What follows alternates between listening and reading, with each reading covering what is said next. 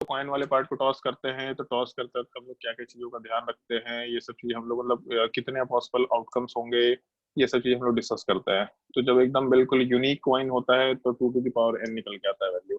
तो similar type से यहाँ पे भी हम लोग यूनिक और नॉन यूनिक वाले पार्ट के फॉर्म में काम कर सकते हैं। बट यूनिक का मतलब ये नहीं होगा कि कॉइन्स को हम लोग अलग अलग लेके चल रहे हैं या फिर अलग अलग कंपाउंड्स को लेके चल रहे हैं।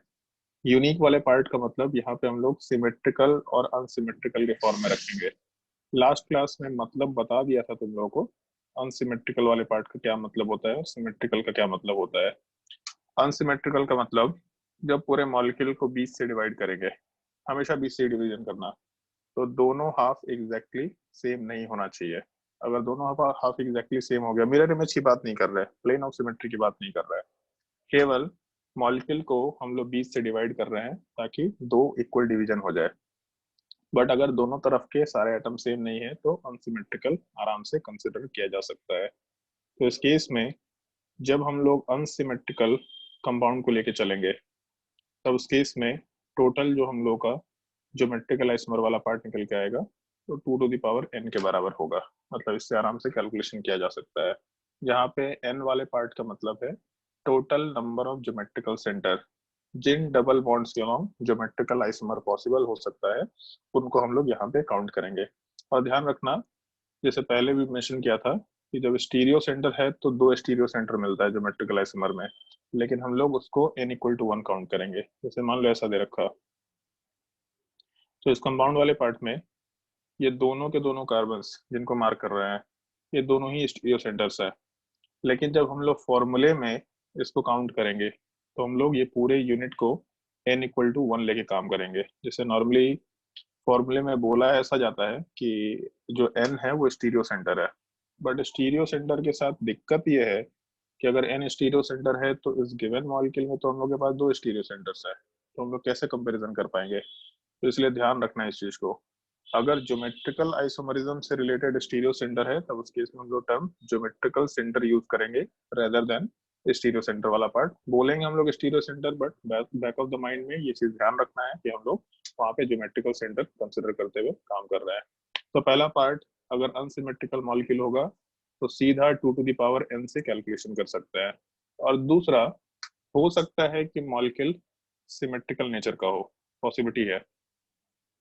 तो अगर हम लोग सिमेट्रिकल कंपाउंड लेके चलेंगे तो सिमेट्रिकल वाले पार्ट में 2 तरह का पॉसिबिलिटी हो सकता है, जिससे पहले डिस्कस कर लेते हो उस चीज को। अगर मान लो ऐसा केस है तो ये भी एक सिमेट्रिकल केस है, जिसको अगर हम लोग 20 से डिवाइड किए तो दोनों हाफ एग्जैक्टली इक्वल टाइप का निकल के आ रहा है। तो सिमेट्रिकल नेचर का है ये भी, कोई दिक्कत नहीं है। बट ये भी तो सिमेट्रिकल नेचर का है।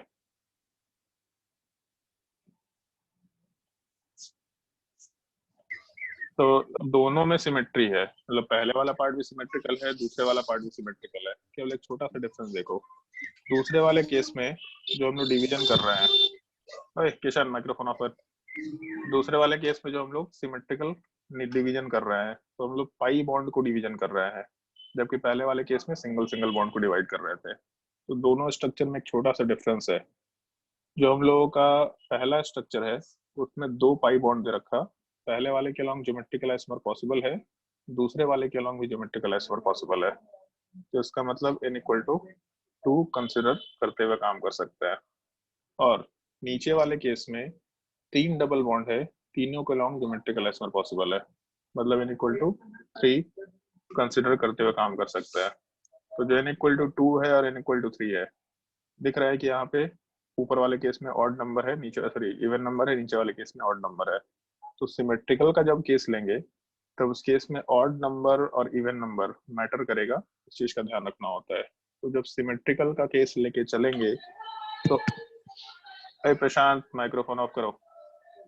जब सिमेट्रिकल का केस लेकर के चलेंगे तब उस केस में कैलकुलेशन करते वक्त ये देखना जरूरी होगा कि नंबर ऑफ पाई बॉन्ड्स जिनके अलॉन्ग ज्योमेट्रिकल आइसोमर पॉसिबल है वो ऑड नंबर्ड है या फिर वो इवन नंबर्ड है। तो इस कंसिडरेशन को हम लोग आराम से मेंशन करते हुए काम कर सकते हैं। तो जैसे सिमेट्रिकल में अगर n वाला पार्ट,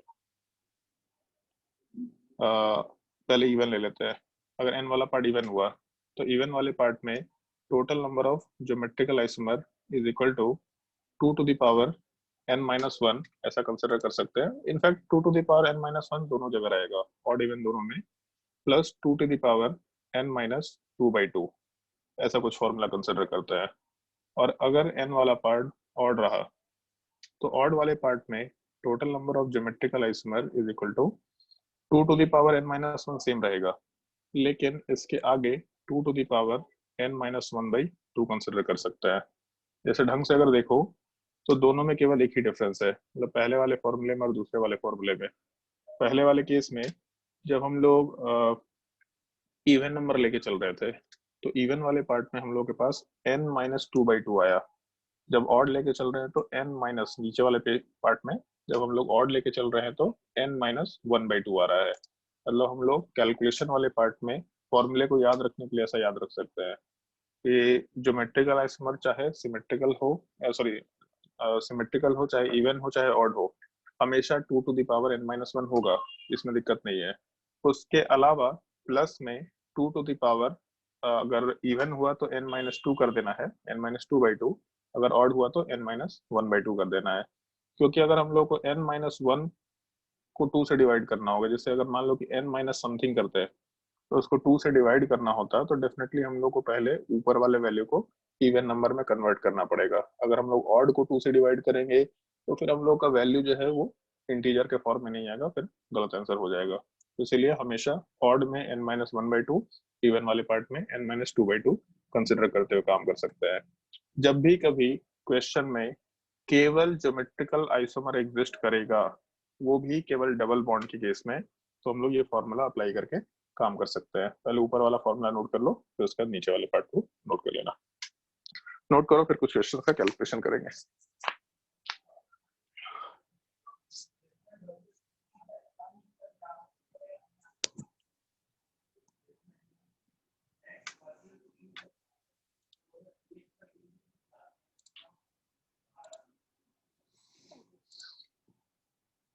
अनसिमेट्रिकल तो बड़ा सिंपल था, 2 टू द पावर n, सीधा काम हो जाएगा।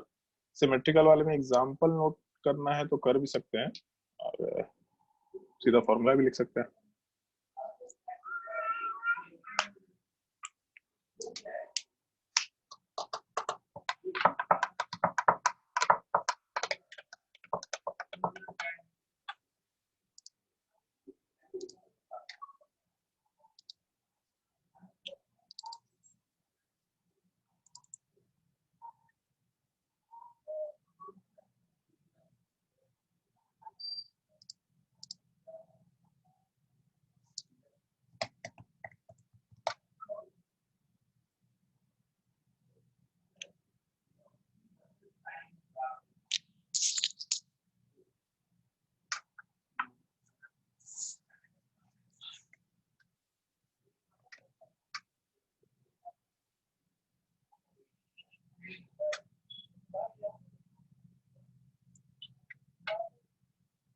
क्लास में ये चीज तो एक्सप्लेन कर ही दिया था कि जब सिमेट्रिकल मॉलिक्यूल होता है तो कुछ कुछ पार्ट सेम निकल के आ जाता है। सिस सिस था वो यूनिक था, ट्रांस ट्रांस यूनिक था, बट सिस ट्रांस ट्रांस से सेम निकल के आ गया था। रोटेशन करके मॉलिक्यूल को सिमिलर टाइप का दिखा के मेंशन कर दिया था उस चीज को। आज वापस से एक्सप्लेन नहीं कर रहे उस चीज को।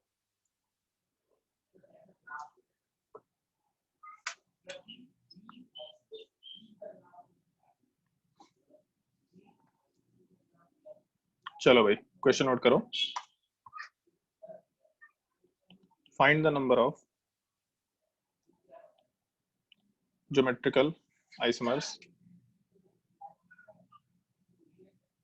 फाइंड द नंबर ऑफ, अच्छा इसमें n वाला पार्ट मेंशन कर लेना, n वाले part number of stereo centres फॉर्मूले में मेंशन कर लेना, n is equal to number of stereo centres, और ब्रैकेट में लिख लेना ज्योमेट्रिकल सेंटर। मतलब हम लोग स्टीरियो सेंटर में 2 काउंट नहीं करेंगे, केवल हम लोग ज्योमेट्रिकल सेंटर को कंसिडर करके काम कर रहे हैं, तो हम लोग केवल ज्योमेट्रिकल सेंटर से मतलब होगा।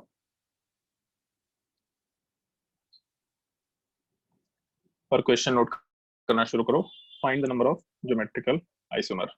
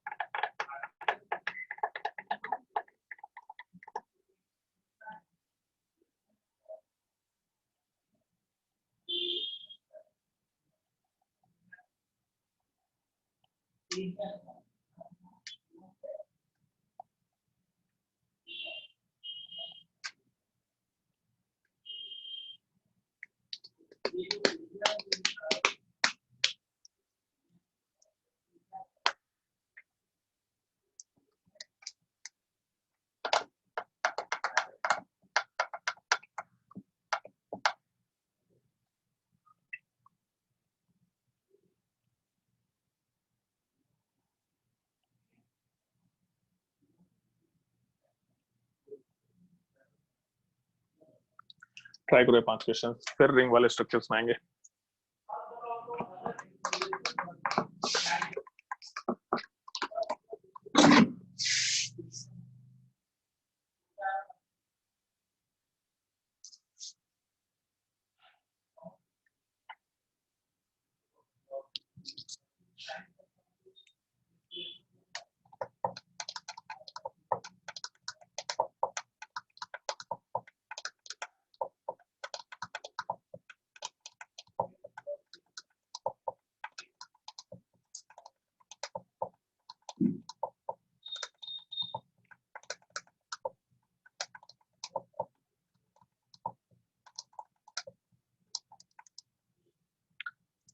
सिंपल क्वेश्चन है, मेरे हिसाब से फटाफट काम हो जाएगा।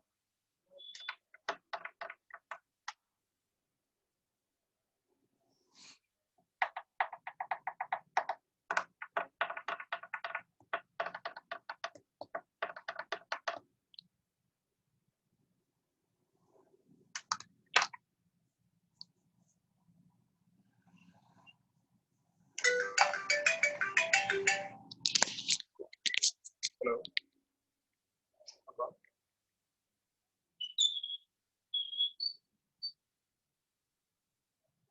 कहाँ से? हाँ बोलिए।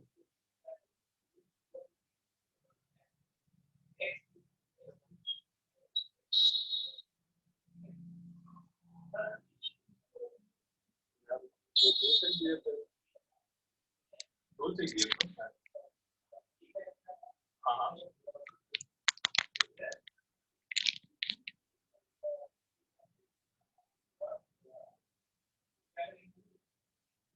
आपके पास चेक का फोटो पड़ा हुआ है तो मेरे हिसाब से गड़बड़ नहीं होना चाहिए। आप दोनों को बना के देख लीजिए क्या कहीं मतलब। अच्छा, तो क्या करना है बताइए फिर। हाँ ठीक है कोई दिक्कत नहीं। तो ऑफिस से खुलना शुरू हो गया है, कोई दिक्कत नहीं। हम तो ऑफिस में नहीं है, घर पे ही है। कल सुबह हो जाएगा क्या? क्योंकि जो हम लोग के मैनेजर लोग हैं वो भी चले गए होंगे तो ऑफिस करके कल सुबह हम करवा देंगे, कल सुबह करवा देंगे, ठीक है। फिर नया देना पड़ेगा ना फिर। हाँ ठीक है, तो दूसरा ही दे देंगे, ज़्यादा बेटर होगा।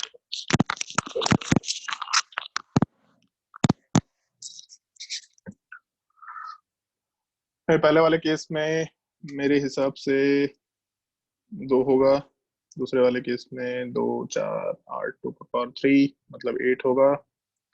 थर्ड वाले केस में 2 पर पावर, पहले तो थर्ड वाला केस सिमेट्रिकल है, तो सिमेट्रिकल वाले केस में n इक्वल टू 2 दे रखा। 2 पर पावर n माइनस 1 मतलब 2 माइनस 1 प्लस 2 पर पावर 2 माइनस 2 बाई 2, इसका मतलब हो गया 2 प्लस 1 3, 3 के बराबर आंसर होना चाहिए। फोर्थ वाले केस को अगर कंसिडर करें तो वापस से सिमेट्रिकल दिख रहा और n इक्वल टू 3 है, तो फॉर्मूले में 2 पर power 3 minus 1 plus 2 to the power 3 minus 1 by 2, तो यहाँ से 2 टू द पावर 2 मतलब 4 हो गया, प्लस 2 टू द पावर 1 मतलब 2, टोटल मिला करके 6 आइसोमर होना चाहिए। क्वेश्चन नंबर 1 2 3 4 में अगर कोई डाउट है तो पूछ सकते हैं। 2, 8, 3 और 6 अगर कोई डाउट है तो पूछ लो। उसके बाद क्वेश्चन नंबर 5 एक्सप्लेन करेंगे। 1 में सर। क्वेश्चन नंबर 1, एक सेकंड, क्वेश्चन नंबर 1 देख लेते हैं पहले। क्वेश्चन नंबर 1 वाले पार्ट में जैसे जिस डबल बॉन्ड को हाईलाइट किया तो उसके अलोंग ज्योमेट्रिकल आइसोमर पॉसिबल है, बट जो दूसरा वाला पार्ट है उसके अलोंग ज्योमेट्रिकल आइसोमर पॉसिबल नहीं है। तो जब तक ज्योमेट्रिकल आइसोमर पॉसिबल नहीं है तब तक उसको हम लोग स्टीरियो सेंटर में काउंट थोड़ा ना करेंगे। स्टीरियो सेंटर का मतलब वैसे स्ट्रक्चर्स की बात कर रहे हैं जिनके अलोंग ये कोई भी दो बॉन्ड को स्विच करेंगे तो वहां से एक स्टीरियो आइसोमर का फॉर्मेशन हो। तो पहले वाले केस में जो डबल बॉन्ड है उसके लॉन्ग ज्योमेट्रिकल आइसोमर पॉसिबल था तो उसको काउंट करेंगे, जबकि दूसरे वाले केस में ज्योमेट्रिकल आइसोमर पॉसिबल नहीं है तो काउंट नहीं करेंगे। अब ज्योमेट्रिकल आइसोमर पॉसिबल है कि नहीं पॉसिबल है इसके लिए थोड़ा लेक्चर रिकॉर्ड करके डाला हुआ, उसको देखो या नोट को भी पकड़ो। उसके बाद क्वेश्चन नंबर किस में डाउट था, कोई और पूछा था डाउट? सर 3 वाला क्वेश्चन नंबर 3, क्वेश्चन नंबर 3 में पहले एक चीज बता रहे थे, सिमेट्रिकल स्ट्रक्चर है या अनसिमेट्रिकल है? सिमेट्रिकल है सर। सिमेट्रिकल है, तो अगर सिमेट्रिकल है तो हम लोग सिमेट्रिकल वाला फॉर्मूला अप्लाई करेंगे। तो इसमें पहले वाले डबल बॉन्ड के लॉन्ग ज्योमेट्रिकल आइसोमर पॉसिबल है, दूसरे वाले के भी लॉन्ग ज्योमेट्रिकल आइसोमर पॉसिबल है। इसका मतलब n इक्वल टू 2 कंसिडर कर सकते हैं। तो जब n इक्वल टू 2 कंसिडर करेंगे तो इवन वाला फॉर्मूला अप्लाई करो, 2 to the power 2 minus 1 plus 2 to the power 2 minus 2 by 2। तो 2 माइनस 2 0 हो जाएगा, 2 टू द पावर 0 1 और 2 पावर 1 मतलब 2, टोटल 3। क्वेश्चन नंबर 4 तक में और कोई डाउट?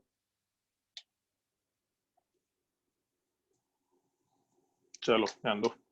नेक्स्ट वाले केस में 2 आइसोमर हुआ टोटल, क्योंकि इस पूरे स्ट्रक्चर में एलिन्स का स्ट्रक्चर दे रखा और एलिन्स में अगर odd number of pi bond है तो ज्योमेट्रिकल आइसोमर पॉसिबल हो सकता है। ये बोला भी था कि अगर odd number of pi bond होगा तो उसको एक सिंगल पाई बॉन्ड के जैसा कंसिडर करते हुए काम करना, मतलब इसको ऐसा लिख सकते हैं हम लोग, ओवरऑल इस टाइप से कंसिडर करते हुए काम कर सकते हैं। तो अगर odd number of pi bond होगा तो सिंपली हम लोग उसको एक सिंगल पाई बॉन्ड के जैसा कंसिडर करते हुए काम कर सकते हैं, ऐसा कंसिडरेशन लिया जा सकता है। तो अगर एक सिंगल पाई बॉन्ड होता तो इसका मतलब सिस और ट्रांस टोटल 2 स्ट्रक्चर्स निकल के आने चाहिए थे, तो अपना आंसर 2 निकल के आ जाएगा, ऐसा कंसिडर कर सकते हैं। तो अगर एलियंस का स्ट्रक्चर देगा तो पूरे एलियंस को हम लोग n इक्वल टू 1 में काउंट करते चलते हैं। ध्यान रखना है कि अगर ज्योमेट्रिकल आइसोमर पॉसिबल है तो ज्योमेट्रिकल आइसोमर के लिए कंसिडर करेंगे, अगर ऑप्टिकल आइसोमर पॉसिबल है तो ऑप्टिकल आइसोमर के लिए उसको अलग से कंसिडर करेंगे। सिंपल केसेस है, बेसिक केसेस है, इतना तो खैर मालूम होता है, इतना बेसिक कंसिडरेशन लेके चलना होता है। मेन पार्ट इसके बाद शुरू होता है जो रिंग वाला पार्ट है, थोड़ा डिफिकल्ट है। और डिफिकल्ट इसलिए भी है क्योंकि रिंग के केस में ज्योमेट्रिकल आइसोमर काउंट करते वक्त हम लोग कोई फॉर्मूला अप्लाई नहीं कर सकते। तो इसके नीचे एक पॉइंट स्टार मार्क कर लो और फटाफट नोट करते जाओ। In case of rings, rings का मतलब cyclic structure, in case of rings no formula can be used to count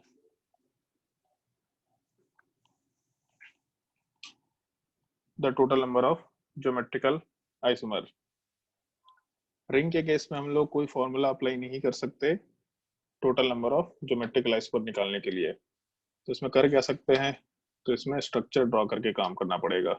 इसी के आगे मेंशन कर लेना, count by drawing the structures, मतलब जितने स्ट्रक्चर्स होंगे सारे स्ट्रक्चर्स को ड्रॉ कर करके ही काम करना होगा। इस एक चीज का थोड़ा ध्यान रखते हुए काम करना है। थोड़ा डिफिकल्ट पार्ट होता है बट मेरे हिसाब से इतना तो करने आना चाहिए।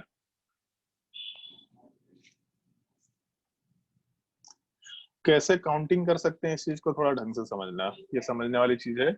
और इसको स्टीरियो आइसोमरिज्म में ऑप्टिकल आइसोमरिज्म से कंफ्यूज मत करना, ठीक है। सारे टाइप के एग्जांपल डिस्कस करेंगे अभी, बहुत भी बड़े एग्जांपल्स नहीं होने चाहिए, लेकिन नॉर्मली एक रिंग में 4 ग्रुप्स तक का स्ट्रक्चर आराम से ऐड किया जा सकता है। तो हम लोग ये करके सारे स्ट्रक्चर्स की बात करते हैं।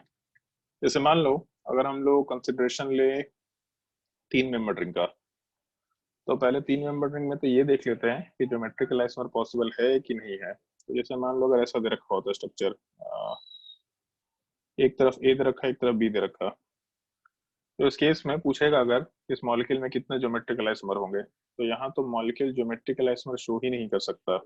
अगर शो नहीं कर सकता तो फिर ज्योमेट्रिकल आइसोमरिज्म कितना होगा इसका तो कोई सवाल ही नहीं होता है। तो ये तो बिल्कुल काम का नहीं है। मान लो ऐसा केस देता और इसमें एक तरफ ए दे रखा और दूसरी तरफ बी दे रखा, और पूछा है इसमें कितने ज्योमेट्रिकल आइसोमर होंगे, या फिर इसमें मॉलिक्यूल में ज्योमेट्रिकल आइसोमर हो सकता है कि नहीं हो सकता। तो ज्योमेट्रिकल आइसोमर तो हो सकता है। अब कितने होंगे इसके लिए हम लोग काउंटिंग कैसे करेंगे इस चीज का ध्यान रखना।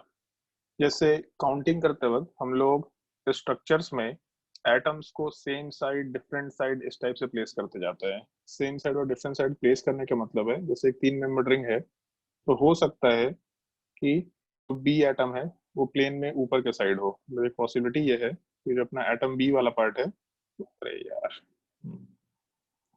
जो अपना एटम बी वाला पार्ट है वो प्लेन में ऊपर के डायरेक्शन में हो। दूसरी पॉसिबिलिटी हो सकता है कि जो अपना ए एटम वाला पार्ट है वो भी प्लेन में ऊपर के साइड हो। फिर सेकंड पॉसिबिलिटी ऐसा कंसिडर कर सकते हैं कि बी एटम या ए एटम दोनों में से किसी एक को दूसरे साइड लेके चले जाते हैं। तो पहले एक काम करते हैं, बी को सेम साइड में छोड़ के ए को दूसरे साइड लेके चले जाते हैं। फिर उसके बाद अगली पॉसिबिलिटी ऐसा कर लेते हैं कि ए को सेम साइड में छोड़ के बी को दूसरे साइड लेके चले जाते हैं। तो पहला पार्ट दोनों के दोनों ऊपर हो गया, दूसरा पार्ट कोई एक दूसरे साइड चला गया। तो पहले ए चला गया, फिर उसके बाद बी वाले पार्ट को लेके चले गए। फिर उसके बाद नेक्स्ट केस ऐसा ले सकते थे कि दोनों के दोनों नीचे चला जाए। तो इस केस में बी वाला पार्ट भी नीचे चला गया, ए वाला पार्ट भी नीचे चला गया। तो अब हम लोग यहाँ पे काउंटिंग करते वक्त सिर्फ ट्रांस वर्ड केवल यूज नहीं कर सकते, पॉसिबिलिटीज और भी है, उनको देखते हुए काम करना होगा। तो यहाँ पे कोई फॉर्मूला अप्लाई मत करना, हमेशा स्ट्रक्चर बना के करना है। स्ट्रक्चर बनाते वक्त ग्रुप्स ऊपर हैं, ग्रुप्स नीचे हैं, इससे भी मतलब नहीं रखना है। ये बहुत ही जरूरी चीज है जो तुम लोग को ध्यान रखना है। जैसे यहाँ पे पहला स्ट्रक्चर है और जो दूसरा स्ट्रक्चर है, तो पहले वाले केस में मान लो हाइड्रोजन हाइड्रोजन कम डिस्टेंस पे है, इसका मतलब सिस स्ट्रक्चर होगा। और जो चौथा बोल बोल देते हैं इसको, जो फोर्थ स्ट्रक्चर है, इसमें भी हाइड्रोजन हाइड्रोजन कम डिस्टेंस पे है, इसका मतलब ये भी सिस स्ट्रक्चर होगा। तो पहला स्ट्रक्चर और चौथा स्ट्रक्चर दोनों सिस स्ट्रक्चर है, दोनों में हाइड्रोजन का डिस्टेंस मिनिमम है, तो इसका मतलब दोनों में कोई डिफरेंस नहीं है। तो हम लोग जब काउंटिंग करते हैं तो काउंटिंग में ये मत सोचना कि ग्रुप दोनों ऊपर है ग्रुप दोनों नीचे है। ग्रुप सेम साइड में है या फिर डिफरेंट साइड में है, इसके हिसाब से रिलेशन निकालने की कोशिश करना हमेशा, रेदर देन ऊपर और नीचे। जैसे पहला स्ट्रक्चर अगर बोलते हैं तो हम ऐसा बोलते हैं कि पहले दोनों ग्रुप को सेम साइड डाल देते हैं। अगर 3 ग्रुप होते तो तीनों को सेम साइड डाल देते हैं, अगर 4 ग्रुप होते तो चारों को सेम साइड डाल देते हैं। फिर एक ग्रुप को अपोजिट साइड डालते हैं। तो अपोजिट में मतलब सेम साइड में ग्रुप ऊपर के डायरेक्शन में हो, जैसे रिंग एक प्लेन है तो प्लेन के ऊपर ग्रुप हो या नीचे ग्रुप हो, हमको कोई मतलब नहीं है। उस प्लेन के रिस्पेक्ट में सारे एटम सेम साइड। तो सेम साइड में पहले वाले केस में दोनों ऊपर चले गए, दूसरे वाले केस में दोनों नीचे चले गए, तो दोनों में कोई डिफरेंस नहीं है, ये अपने काउंटिंग में नया स्ट्रक्चर काउंट नहीं होगा। फिर उसके बाद सारे के सारे स्ट्रक्चर सेम साइड थे, फिर एक को दूसरे साइड लेके गए, फिर दूसरे को दूसरे साइड लेके गए, फिर तीसरे को दूसरे साइड लेके गए, इस टाइप से काम कर सकते हैं। तो जैसे पहले के केस में दोनों सेम साइड थे तो ऊपर के साइड रख दिया, अभी के लिए ऊपर रखो या नीचे रखो सेम साइड होनी चाहिए। फिर उसके बाद कोई एक अपोजिट साइड चला जाए, तो अब अपोजिट में ए वाला पार्ट अपोजिट चला जाए या बी वाला पार्ट अपोजिट चला जाए, उससे कोई फर्क थोड़ी ना पड़ रहा है। अगर हम लोग इस सेकंड वाले स्ट्रक्चर को ऐसे घुमा दे 180 डिग्री, मतलब पूरे मॉलिक्यूल को ऐसा फ्लिप कर दे, जो अपना मान लो कॉपी है तो कॉपी को उल्टा कर दे, तो पहले जो ग्रुप ऊपर था उल्टा होने पे नीचे चला जाएगा, जो ग्रुप नीचे है उल्टा होने पे ऊपर चला जाएगा। तो ये जो बी वाला पार्ट है या फिर जो थर्ड स्ट्रक्चर है, इसको जब हम लोग फ्लिप करेंगे, मतलब पूरे मॉलिक्यूल को फ्लिप कर देंगे, तो ए वाला पार्ट नीचे चला जाएगा और बी वाला पार्ट ऊपर चला जाएगा। तो वापस से सेकंड स्ट्रक्चर वाला जैसा केस आएगा कि बी ऊपर है ए नीचे है। तो ऊपर नीचे ध्यान मत रखना, सॉलिड डस्ट ध्यान मत रखना, सेम साइड डिफरेंट साइड ध्यान रखना। तो पहले वाले केस में दोनों सेम साइड, दूसरे वाले केस में कोई एक अपोजिट। तो एक अपोजिट में ए को अपोजिट डालो या बी को अपोजिट डालो कोई फर्क नहीं पड़ेगा, क्योंकि जब हम लोग ए वाले पार्ट को अपोजिट लेके गए तो उसके वजह से बी वाले पार्ट का ए से डिस्टेंस मैक्सिमम निकल के अपने आप आ गया। तो एक सेकेंड, जब ए वाले पार्ट को नीचे लेके गए तो बी से मैक्सिमम डिस्टेंस निकल के आ गया। तो अगर हम लोग ए की जगह पे बी को नीचे लेके जाते हैं, क्योंकि हम लोग का स्ट्रक्चर थर्ड में है, तो भी ए और बी का मैक्सिमम डिस्टेंस है, तो ए को लेके गए अपोजिट या बी को लेके गए अपोजिट, उससे भी कोई फर्क नहीं पड़ेगा कि तीसरा स्ट्रक्चर भी एग्जैक्टली दूसरे के जैसा कंसिडर करते हुए काम करेंगे हम लोग। तो उस केस में पहला स्ट्रक्चर दूसरा स्ट्रक्चर केवल दो हम लोग ज्योमेट्रिकल आइसोमर काउंट करते हुए काम कर सकते हैं। अभी और स्ट्रक्चर इसमें बताएंगे तब धीरे धीरे ये चीजें क्लियर होंगी। जैसे मान लो ये कंपाउंड दे रखा, ये एक 4 मेंबर रिंग है और उस 4 मेंबर रिंग वाले पार्ट में हम लोग के पास दोनों ए एटम दे रखा, एक कंसिडरेशन लेके चल रहे हैं। पूछा इसमें कितने ज्योमेट्रिकल आइसोमर होंगे अगर एग्जिस्ट कर रहे हैं तो पहले तो देख लो कि ज्योमेट्रिकल आइसोमर है कि नहीं है। तो यहाँ पे दिख रहा है कि ज्योमेट्रिकल आइसोमर तो पॉसिबल है, इतना तो बेसिक मालूम है सबको। अब अगर ज्योमेट्रिकल आइसोमर पॉसिबल है तो कितने ज्योमेट्रिकल आइसोमर होंगे, तो हम लोग काउंटिंग करते वक्त उसी टाइप से काम करेंगे कि पहले सारे प्लेन में एक साइड, फिर उसके बाद कोई एक पार्ट को अपोजिट कर दो। तो प्लेन में एक साइड मतलब प्लेन में ऊपर हो या नीचे हो कोई मतलब नहीं है, बट प्लेन में एक साइड होना चाहिए। तो 4 मेंबर रिंग में बगल वाले कार्बन एटम्स के ऊपर ए एटम है, तो बगल वाले कार्बन एटम्स का मतलब ये दोनों के दोनों पोजीशन ले सकते थे हम लोग आराम से, तो बगल वाले कार्बन एटम्स आराम से आ गए। अब ए को एक साइड रख दिया, तो दोनों को नीचे रखो या दोनों ए वाले पार्ट को ऊपर के डायरेक्शन में रख दो, उससे कोई फर्क नहीं पड़ रहा, दोनों एग्जैक्टली सेम है। तो हम लोग सेकंड वाले को काउंट नहीं करते हैं, केवल पहला स्ट्रक्चर काउंट करते हैं। तो पहले दोनों ग्रुप सेम साइड हो गए। अब उसके बाद कोई एक ग्रुप को अपोजिट साइड कर दिया, तो जब एक ग्रुप को अपोजिट करेंगे तो एक पार्ट हम लोग का ऊपर के डायरेक्शन में अगर है तो दूसरा पार्ट नीचे चला जाएगा, सॉरी एक पार्ट अगर ऊपर है तो दूसरा नीचे चला जाएगा। तो इस केस में हम लोग ऐसा कंसिडर करते हुए काम कर सकते हैं कि अगर इसी का दूसरा स्ट्रक्चर होता कि राइट वाला पार्ट ऊपर होता लेफ्ट वाला पार्ट नीचे होता, तो ये हम लोग दूसरा स्ट्रक्चर के जैसा काउंट नहीं करेंगे, जिसको हम लोग सेम स्ट्रक्चर के जैसा काउंट करते हुए चलेंगे। तो यहाँ से टोटल 2 आइसोमर्स निकल के आ गए, जिसमें एक में दोनों ग्रुप सेम साइड और दूसरे में कोई एक ग्रुप अपोजिट डायरेक्शन में निकल के आ गया। मान लो ये केस लेके चलते हैं, 4 मेंबर रिंग में 2 एटम्स दे रखे हैं, दोनों इस पोजिशन में दे रखे हैं। तो इस केस में जब दोनों हम लोग इस पोजिशन में लेते हुए चलेंगे तो इस पार्टिकुलर पॉसिबिलिटी में वापस से पहले ये देखो ज्योमेट्रिकल आइसोमर होगा कि नहीं होगा। तो ज्योमेट्रिकल आइसोमर तो होगा, इसमें दिक्कत नहीं है।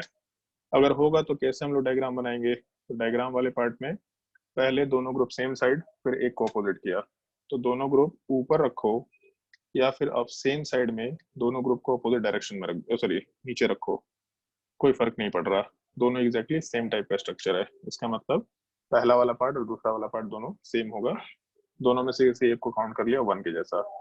फिर उसके बाद दोनों में से कोई एक पार्ट अपोजिट कर दिया, तो ऐसा स्ट्रक्चर बना सकते हैं जिसमें लेफ्ट साइड वाला पार्ट ऊपर हुआ राइट साइड वाला पार्ट नीचे हो गया। एक और पॉसिबिलिटी ये भी है कि हम लोग लेफ्ट वाले पार्ट को नीचे करके राइट वाले को ऊपर कर देते हैं, तो दोनों में कोई डिफरेंस नहीं है। कोई एक ग्रुप अपोजिट जाना है तो लेफ्ट वाला ऊपर जाए और राइट वाला नीचे, या फिर लेफ्ट वाला नीचे राइट वाला ऊपर, डिस्टेंस एग्जैक्टली सेम ही रहेगा।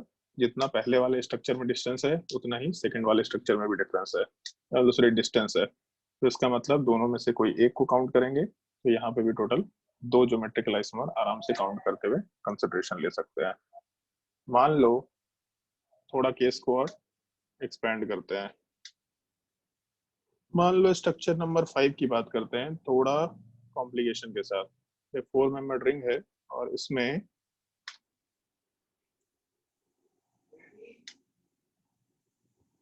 चार ग्रुप्स दे रखे हैं और इसमें पूछा है कि कितने ज्योमेट्रिकल आइसोमर होंगे। तो पहले एक काम करो, पहले खुद से ट्राई करके देखो, खुद से कॉपी में बना के देखो। ये सीखने की चीज है, इसमें मतलब नोट करो ना करो कोई दिक्कत नहीं, सीखने की चीज है। इनफैक्ट आज हम इसको नोट करने बोलेंगे भी नहीं, जब क्लास खत्म होगा जब पीडीएफ भेजेंगे तो उससे क्वेश्चन से खुद से एक बार क्वेश्चन को ट्राई करना, वही तुम्हारा नोट्स बनता चला जाएगा। क्वेश्चन प्रैक्टिस करने की चीज है, ट्राई करके देखो पहले।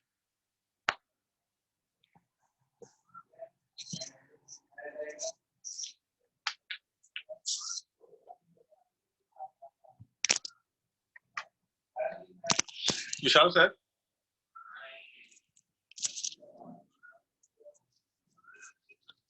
चार्जर डिस्चार्ज हो गया है और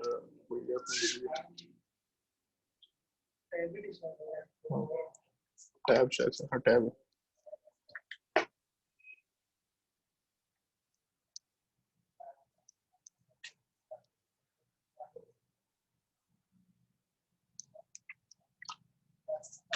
ट्राई करके देखो कितना आंसर आना चाहिए, तो उसका डिस्कशन करते हैं। वीडियो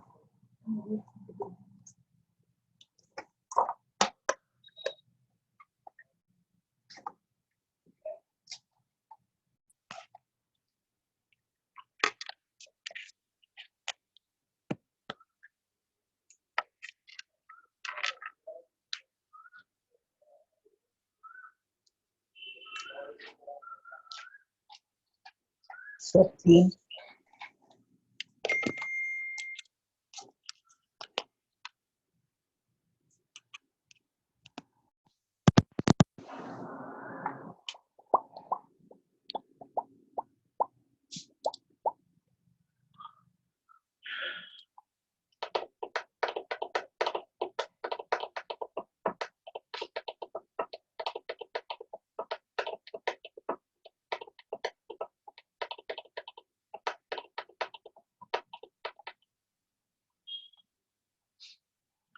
मेरे हिसाब से ट्राई कर लिया होगा सब लोग, तो एक बार हम ट्राई करके देख लेते हैं कि इसमें कितना एसोमर होगा, या तो हमको भी नहीं रहता कुछ इसमें।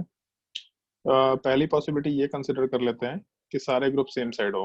तो सेम साइड का मतलब सबको ऊपर के डायरेक्शन में रख देते हैं अभी के लिए। फिर उसके बाद कोई एक ग्रुप को अपोजिट डायरेक्शन में डाल देते हैं, कोई एक को उठा के दूसरे साइड रखना है। तो पॉइंट अब ये है कि जैसे सारे ग्रुप अगर सेम है तो किसी भी एक को उठा के दूसरे साइड में रखो, उससे कोई फर्क नहीं पड़ेगा। सबसे बड़ा पॉइंट ये है। तो अगर हम लोग दूसरा स्ट्रक्चर बनाए जिसमें किसी एक को उठा के अपोजिट साइड में रखना है, तो इस केस में 3 को सेम साइड छोड़ देते हैं, एक को अपोजिट साइड में रख देते हैं। किसी भी चारों में से एक को उठा के रखते हैं, क्योंकि सब तो ए ही है, तो किसी भी एक को उठा के रखते उससे कोई फर्क नहीं पड़ता, मॉलिक्यूल को घुमाने से सब सेम ही निकल के आ जाता। तो एक को अपोजिट साइड में रखा, तो दूसरी पॉसिबिलिटी। फिर उसके बाद ऐसा कर सकते हैं कि 2 को अपोजिट साइड में लेके चले जाते हैं। तो 2 को अपोजिट साइड में लेके जाने का मतलब है कि 2 सेम साइड में रहेगा, तो अपने 4 ग्रुप्स में से कोई 2 अपोजिट साइड में रखना है। तो ऐसा कर सकते हैं। अब यहाँ पे एक पॉसिबिलिटी है कि जो 2 बगल वाले हैं वो अपोजिट साइड में, कोई भी 2 बगल वाले, जैसे इन दोनों को कंसिडर किया तो इसके जगह पे ये भी कंसिडर कर सकते थे हम लोग। कोई भी 2 बगल वाले लेकर के चल सकते थे, तो कोई भी 2 बगल वाले सेम साइड हो जाए और बाकी 2 बगल वाले अपोजिट साइड में चले जाए। तो एक पॉसिबिलिटी ये कंसिडर किया जा सकता था कि अगर हम लोग का जैसे ये ब्लू वाला पार्ट, अगर ये स्ट्रक्चर सेम साइड होता तो हम लोग एक काम करते हैं, रेड वाले पार्ट को अपोजिट साइड में लेके चले जाते हैं। ये पॉसिबिलिटी हो सकता है। तो बगल वाले को सेम साइड में रखा, तो बगल वाले की जगह पे हम लोग अपोजिट वाले पार्ट को भी सेम साइड में रख सकते हैं। ऐसा भी कंसिडर किया जा सकता था कि अगर बगल वाले को अपोजिट मतलब सेम साइड नहीं रखना है तो अपोजिट वाले को सेम साइड कर देते हैं, तो बाकी बगल वाला जो है वो बिल्कुल अपोजिट डायरेक्शन में नीचे की तरफ आराम से चला जाएगा। तो जो पहला स्ट्रक्चर वो तो बिल्कुल यूनिक है, चारों सेम साइड। दूसरा स्ट्रक्चर भी बिल्कुल यूनिक है, 3 सेम साइड और एक अपोजिट साइड। अब ऊपर है तीनों कि नीचे है तीनों उससे मतलब नहीं है, 3 सेम साइड और एक अपोजिट साइड।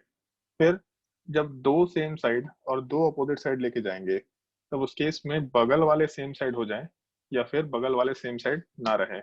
इसमें टोटल 2 पॉसिबिलिटी निकल के आएगा। तो टोटल मिलाकर के 4 ज्योमेट्रिकल आइसोमर कंसिडर करते हुए काम कर सकते हैं।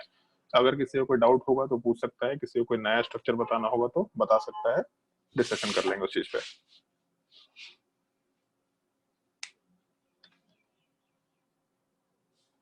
सर स्ट्रक्चर को बनाने का ये तरीका सीखना है थोड़ा, क्योंकि इसी के हिसाब से हम लोग क्वेश्चन को सॉल्व कर रहे होंगे। इस तरीके से ही काम करना, कोई फॉर्मूला तो है नहीं, तो इस ओरिएंटेशन में ही काम करते जाना है। स्टीरियो आइसोमर काउंट करते हो इस चीज की जरूरत नहीं है, ज्योमेट्रिकल आइसोमर काउंट करते हो किस चीज की जरूरत है, इसलिए थोड़ा ध्यान रखना है। अगर ये समझ में आ गया होगा तो एक सवाल और ट्राई कर सकते हैं, थोड़ा डिफिकल्ट सवाल है, सोच समझ के ट्राई करना। कितना क्वेश्चन हो गया? 5। चलो अभी ट्राई करो। अब हम एक काम कर रहे हैं कि सारे के सारे ग्रुप्स अलग डाल देते हैं, फ्लोरीन, क्लोरीन, ब्रोमीन, आयोडीन। अच्छा एक काम करो, पहले थोड़ा छोटा स्ट्रक्चर ले लेते हैं, इतना बड़ा स्ट्रक्चर नहीं, पहले 3 मेंबर रिंग में कर लेते हैं, फिर 4 मेंबर रिंग में कर लेंगे तो ज्यादा बेटर होगा। फ्लोरीन, क्लोरीन, ब्रोमीन, और 6 नंबर के बाद फिर 7 नंबर 4 मेंबर रिंग में देख लेंगे। ट्राई करके देखो।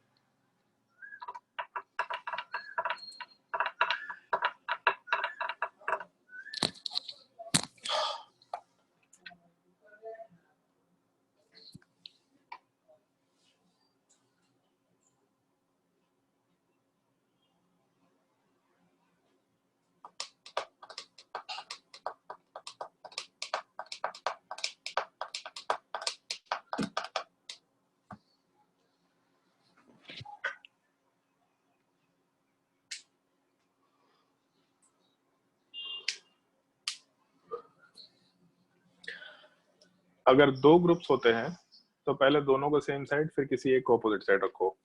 अगर तीन ग्रुप्स होते हैं तो पहले तीनों को सेम साइड फिर एक को अपोजिट लेके जाओ, दूसरे को अपोजिट लेके नहीं जा सकते, क्योंकि अगर एक को अपोजिट लेके जाएंगे तो दो बाई डिफॉल्ट सेम साइड हो जाएगा। तो ये जो हम लोग कंसिडरेशन है, जैसे मान लो 3 मेंबर रिंग है, पहले तीनों सेम साइड हो गया, फिर उसके बाद तीनों सेम साइड ना होके कोई एक अपोजिट चला गया, तो एक अपोजिट जाने का मतलब है बाकी दोनों तो सेम ही साइड में है। तो अगर हम लोग दो को अपोजिट लेके चले गए और एक को ऊपर छोड़ दिया, तो ये जो दूसरा और ये जो तीसरा पार्ट है दोनों सेम होगा, क्योंकि दो को अपोजिट लेके जाने के मतलब बाकी दोनों सेम साइड हो गए, जैसा स्ट्रक्चर 2 वाले पार्ट में था। तो अगर दो ग्रुप्स होंगे तो एक को अपोजिट लेके जा सकते हैं, अगर तीन ग्रुप्स होंगे तो भी उस केस में एक को ही अपोजिट लेके जा पाएंगे। इस एक चीज का थोड़ा ध्यान रखते हुए काम करना है। बाकी क्वेश्चंस वाले पार्ट पे आते हैं।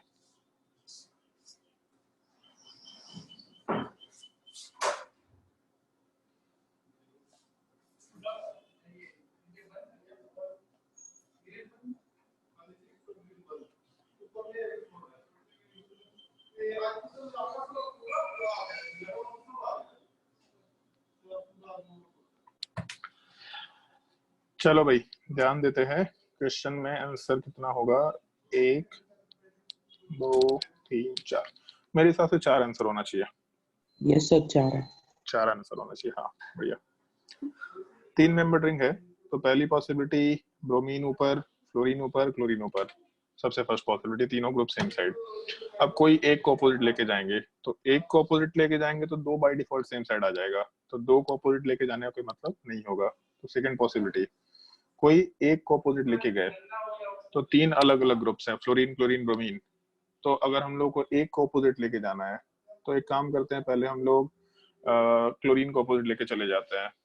तो सिमिलर टाइप से हम लोग क्लोरीन वाले पार्ट के जगह पे फ्लोरीन को भी अपोजिट लेके जा सकते थे, और सिमिलर टाइप से हम लोग ब्रोमीन वाले पार्ट को भी अपोजिट लेके आराम से जा सकते थे। मतलब अगर तीन ग्रुप्स हैं तो पहले एक को अपोजिट लेके गए, एक सेकेंड, पहले हम लोग एक को अपोजिट लेके गए, फिर उसके बाद दूसरे वाले पार्ट को अपोजिट लेके गए, फिर उसके बाद तीसरे वाले पार्ट को अपोजिट लेके गए, तो भी अपना काम हो जाएगा। क्योंकि पहले वाले केस में जैसे स्ट्रक्चर नंबर 2 वाले पार्ट में ब्रोमीन और फ्लोरीन कम डिस्टेंस पे है, जबकि स्ट्रक्चर नंबर 3 वाले पार्ट में ब्रोमीन और क्लोरीन कम डिस्टेंस पे है, और स्ट्रक्चर 4 वाले पार्ट में fluorine and chlorine come distance पे है। तो हर एक पार्ट तो डिस्टेंस से रिलेटेड है, तो इसका मतलब पहले तीनों सेम साइड फिर एक अपोजिट, तो एक अपोजिट लेके जाते वक्त तीन possibility, fluorine opposite, chlorine opposite और ब्रोमीन वाला पार्ट। बट इसके अलावा कोई पांचवा स्ट्रक्चर नहीं हो पाएगा, क्योंकि दो को अपोजिट लेके नहीं जा पाएंगे, क्योंकि जब दो को अपोजिट लेके जाते तब उस केस में फिर हम लोग के लिए यही सेकंड थर्ड और फोर्थ केस ही निकल के आता। दो को अपोजिट का मतलब दो सेम साइड एक अपोजिट साइड हो जाता, वो तो अभी भी एग्जिस्ट कर रहा है सेकंड थर्ड और फोर्थ स्ट्रक्चर में। अब इसके बाद सबसे भारी सवाल जो मेरे हिसाब से पूछा जा सकता है वो 4 मेंबर रिंग वाले पार्ट में चारों ग्रुप्स को डिफरेंट करके, तो ट्राई करके देखो। एक काम करते हैं ABCD केवल लिख देते हैं, ज्यादा बेटर होगा।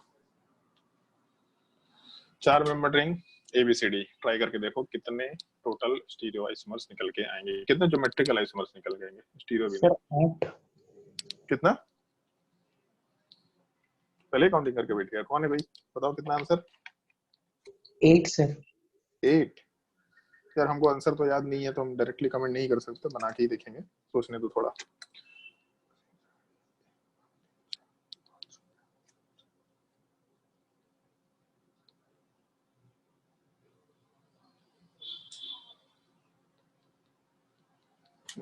हाँ ठीक लग रहा है, 8 का आंसर ठीक लग रहा है।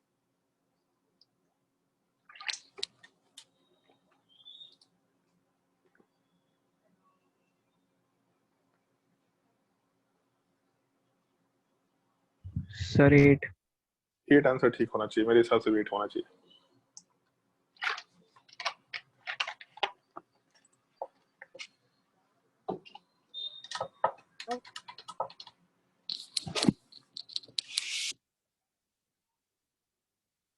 पैटर्न तो सब लोगों को मालूम पड़ गया, तो मैं एक करके आंसर बनाते जाते हैं। एक सेकंड जाओ।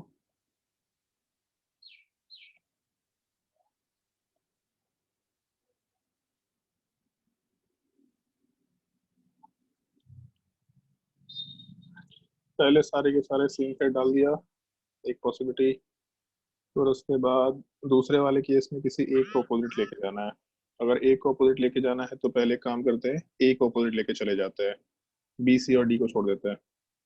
फिर उसके बाद थर्ड पॉसिबिलिटी, ए के जगह पे बी को अपोजिट लेके चले जाते हैं, तो ए सी और डी सेम साइड हो जाएगा।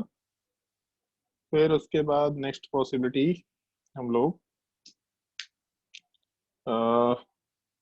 सी को अपोजिट लेके चले जाते हैं, फिर उसके बाद डी वाले पार्ट को अपोजिट लेके चले जाएंगे, मतलब एक एक करके एक पार्टिकुलर ग्रुप को अपोजिट लेके जाना शुरू कर दिए। तो अगर सी को अपोजिट लेके जाएंगे तो ए बी और डी सेम साइड होगा, फिर उसके बाद जब डी को अपोजिट लेके जाएंगे तो ए बी और सी सेम साइड होगा। तो पहले सारे ग्रुप सेम साइड, फिर किसी एक ग्रुप को अपोजिट किया, फिर उसके बाद एक ग्रुप को जब अपोजिट किया तो चार पॉसिबिलिटी आया। तो दो ग्रुप को अपोजिट कर सकते हैं, तो जब दो ग्रुप को अपोजिट करेंगे तो उस केस में कॉम्बिनेशन की बात कर सकते हैं, जैसे ए बी सी डी है, इसमें से दो को सेलेक्ट करना है। कितने तरीके होंगे भाई, मैथ्स में पढ़ा होगा परमुटेशन कॉम्बिनेशन। चार में से दो को सेलेक्ट करना है, 2 दो तरीका होगा चार में से दो को सेलेक्ट करना है, तो हे भगवान। 4 तरीका सर। 3 सर, क्या 3। चार ऑप्शंस हैं ए बी सी डी, चार में से दो को सिलेक्ट करना है, दो का पेयर बनाना है। सर 4 कितने तरीके होंगे? 4 तरीके होंगे, 6 छह तरीके होंगे। 6 सर। सर 4 छह तरीका होगा पक्का। एक चीज का ध्यान रखते हुए काम करना है कि हम लोग अपने क्वेश्चन के हिसाब से हम लोग बात कर रहे हैं, ठीक है? मतलब बिल्कुल मैथ्स के एब्सोल्यूट टर्म में बात नहीं कर रहे कि चार अलग अलग स्पीसीज दे रखे हैं और चारों को ग्रुपिंग करना है तो कितने डिफरेंट ग्रुप्स बन सकते हैं, ठीक है? ये उस टाइप से हम लोग बात नहीं कर रहे। अगर हम लोग दो को ग्रुप करेंगे तो बाकी दो अपने आप एक ग्रुप में कन्वर्ट हो जाएंगे। हम लोग इस क्वेश्चन के हिसाब से बात कर रहे हैं, जैसे ना कि पहले एक को अपोजिट लेके गए तो दो को अपोजिट लेके जाएंगे, तो दो को अपोजिट लेके जाएंगे मतलब दो का ग्रुप बनाएंगे तो बाकी दोनों बाकी अपने आप ग्रुप में कन्वर्ट हो जाएंगे। जैसे ए बी है, अगर इसका ग्रुप बनाएंगे तो सी डी अपने आप एक ग्रुप में कन्वर्ट हो जाएगा। तो टोटल पॉसिबिलिटी तो 6 होता है मेरे हिसाब से, शायद 4C2 बोलते हैं ना, चार में से दो को सेलेक्ट करना तो 4C2। Yes sir. तो 4C2 इतना मैथ्स हमको आता है, ठीक है? ये टॉपिक मेरा अच्छा था, ये मत समझना कि सर को तो कुछ नहीं आता है। तो 4 में से दो को सिलेक्ट करेंगे तो 4C2 वाले पार्ट का मतलब हो गया 4 × 3 और नीचे वाले पार्ट में 2 × 1, शायद ऐसा ही कुछ बोला जाता था। 12/2 मतलब 6 होना चाहिए, जो शायद से अलका का आंसर आ रहा था। लेकिन इसमें एक प्रॉब्लम ये है कि जब हम लोग ग्रुपिंग कर रहे हैं एक सिंपल मैथ्स के सवाल के जैसा, तो उसमें तो हम लोग बस ए के साथ बी, ए के साथ सी, ए के साथ डी, फिर बी के साथ सी, बी के साथ डी, सी के साथ डी कंपेयर किए। बट यहाँ पे प्रॉब्लम क्या है कि इस क्वेश्चन में जैसे ही हम लोग ए और बी को ग्रुप में डाले तो सी और डी अपने आप एक ग्रुप में आ गया। तो इसका मतलब ये है कि हम लोगों का एक ग्रुप बनाते ही दूसरा ग्रुप बाय डिफॉल्ट बनता चला जा रहा है। तो जितनी अपनी पॉसिबिलिटी है उसको दो से डिवाइड कर सकते हैं, मतलब टोटल 3 डिफरेंट पॉसिबिलिटीज निकल के आएगा। ए के साथ बी को जब ग्रुप में डाले तो सी डी बन गया, ए के साथ जब सी को ग्रुप में डाले तो उस केस में बी और डी बन गया, और ए के साथ जब डी को ग्रुप में डाले तो उस केस में आराम से हम लोग के पास क्या बच जाएगा भाई, बी एंड सी। तो टोटल जो 6 ग्रुप्स थे यही सब होने चाहिए थे, लेकिन 6 में 3-3 का पेयर चल रहा है, मतलब सॉरी 2-2 का पेयर चल रहा है। इस तरह के 3 पेयर अपने आप निकल के आ रहे हैं। तो हम लोग के पास 3 पॉसिबिलिटीज होनी चाहिए जो कि हम लोग ये मैथमेटिकल तरीके से भी एक्सप्लेन कर सकते थे। तो यही काम हम लोग इधर भी अप्लाई कर सकते हैं कि हम लोग के पास 4 ग्रुप है ABCD, 4 में से 2 को अपोजिट में डालना है, 2 को सेम साइड रखना है। तो पहले AB को सेम साइड रख दिया तो by default CD same side हो जाएगा। तो ऐसा कर लेते हैं, पहले AB वाले पार्ट को सेम साइड कर लेते हैं। तो AB को अगर सेम साइड करेंगे तो इस केस में A के साथ साथ B वाला पार्ट मान लेते ऊपर ही रह गया, सेम साइड का तो कोई फर्क नहीं पड़ रहा, तो उसके इसमें C और D वाला पार्ट अपोजिट डायरेक्शन में चला जाएगा। फिर दूसरी पॉसिबिलिटी हम लोग ये लेके चल सकते हैं कि हम लोग A के साथ C को सेम साइड कर देते हैं। तो A के साथ जब C को सेम साइड करेंगे तो इस केस में B और D by default same side हो जाएगा। तो डायगोनली अपोजिट वाला सेम साइड है कि बगल वाला सेम साइड, उससे फर्क नहीं पड़ने का अपने को। फिर उसके बाद A के साथ D को सेम साइड कर देते हैं। तो अगर A के साथ D को सेम साइड करेंगे तो इस केस में जो B के साथ C वाला पार्ट है वो बाय डिफॉल्ट सेम साइड हो जाएगा। तो ये 3 पॉसिबिलिटीज और निकल के आएगा। टोटल मिला के 8 पॉसिबल आइसोमर्स ज्योमेट्रिकल में निकल के आने चाहिए। समझ में आया काउंटिंग सबको, या किसी को अगर कोई डाउट है तो पूछ लो।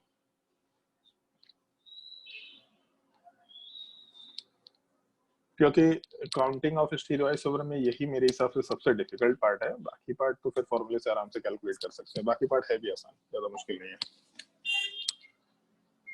स्ट्रक्चर बनाना बड़ा हेडेक का काम होता है, क्योंकि तुम लोग को याद होगा नंबर ऑफ स्ट्रक्चरल आइसोमर में भी लोग गलती कर। अरे इस बार के एग्जाम का डिस्कशन किए नहीं, बहुत सारे लोग पहला क्वेश्चन गलत किए थे। पहला क्वेश्चन तो पता नहीं होगा या नहीं होगा। एक स्ट्रक्चर दे रखा था अल्केन का, पूछा था इसमें चेन आइसोमर है कि पोजीशन आइसोमर है। बहुत सारे लोग उसमें पोजीशनल आइसोमर वर्ड मान रखे थे। तुम लोगों को कार्बन चेन का काउंटिंग नहीं आता, बहुत नालायक है तुम लोग की वजह से हम वर्कशीट बना के देना शुरू किया ऑर्गेनिक केमिस्ट्री का बेसिक वर्कशीट एकदम। तुम लोगों को जो असाइनमेंट मिल रहा है उसमें तो क्लास 11th के क्वेश्चंस हैं मोस्टली। तो जो असाइनमेंट दे रहे हैं जिसमें 3-3 वर्कशीट है, तो क्लास 11th का क्वेश्चन है। तो देख रहे थे बहुत सारे लोग उसको ट्राई नहीं कर रहे हैं, क्योंकि 11th तो कुछ याद तो है नहीं तुम लोगों को। बहुत अच्छे से पढ़ाई किया तुम लोग, याद रखने की जरूरत क्या है। सर याद है। बट नहीं, जिसको याद अच्छी बात है, बट बाकी लोग ट्राई नहीं कर रहे हैं। लेकिन क्लास 12th के नाम से जो वर्कशीट देंगे, एक वर्कशीट में 10 क्वेश्चन 12 क्वेश्चन मैक्सिमम होगा।